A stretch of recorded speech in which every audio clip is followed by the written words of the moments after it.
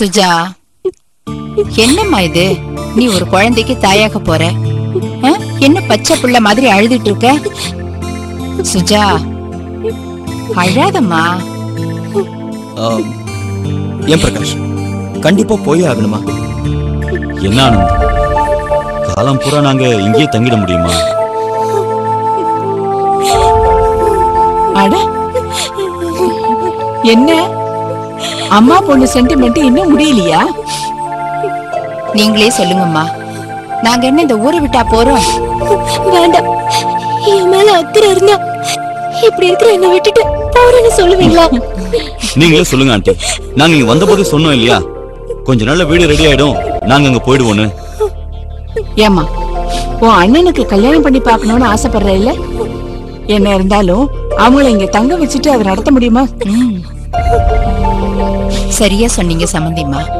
அத்த, வாடகை வீடுன்னு சொல்றதை விட கல்யாணம் நம்ம சொந்த வீட்டுலன்னு சொல்றத பெருமையா நினைக்கிறா சுஜா.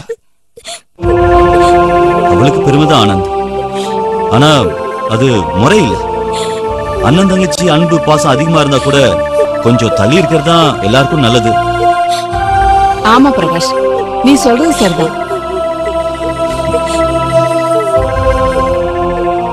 சுஜா, உனக்கு என்னையும் அம்மாவையும் பார்க்கணும்னு தோணுச்சுன்னா ஜஸ்ட் ஒரு போன் கால், அடுத்த நிமிஷம் நாங்க இங்க இருப்போம். எதுக்கு எடுத்தாலும் அழக்கூடாது, புரியுதா? ஏய், எப்பவும் சிரிச்சுக்கிட்டே இருந்தாதான் பிறக்க போற குழந்தையும் சிரிச்சுக்கிட்டே பிறக்கும். நம்ம மாப்பிள்ள மாதிரி. சரி, எனக்கு ஆபீஸ்ல வேலை இருக்கு, நான் கிளம்புறேன். வாங்க.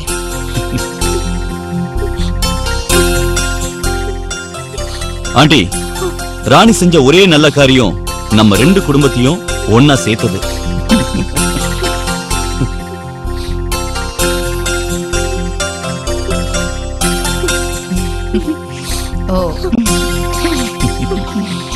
காலமெல்லாம் இந்த அன்பு இப்படியே இருக்கணும். ஏய்,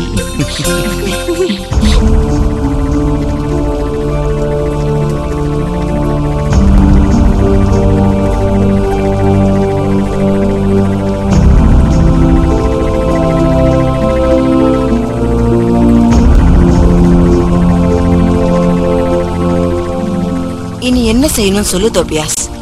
10 மாசம் சுமந்து பெத்தவ, இதுதான் நம்ம பொண்ணுன்னு சொல்லியும். தெரியும் அண்ணே, எல்லாம் தெரியும். டாக்டர் சொன்னார்.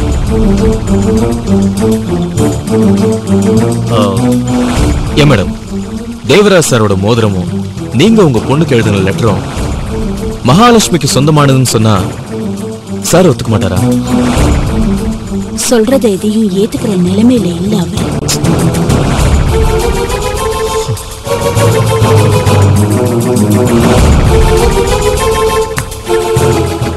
காமிச்சா